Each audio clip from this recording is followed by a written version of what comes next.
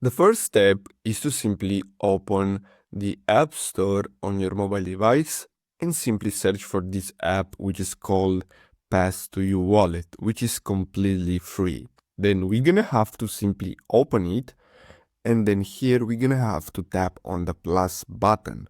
Then simply select Apply a Pass Template, and from here we're gonna have to simply tap on the search bar at the top and simply search for door access, and then simply tap on done. Now we're gonna have to select the first one, and here what we're gonna have to do next is simply wait until this loads up, and then we're gonna have to enter all the required details. So tap on next, and here we're gonna have to simply scan the QR code once. So tap on this pen icon.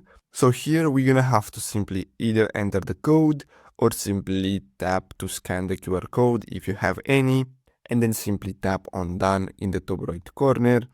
And then we're gonna have to simply tap on add, and now we have our door access into our Apple Wallet. So you don't have to use this app anymore. You can close this app and use the Apple Wallet feature as usual.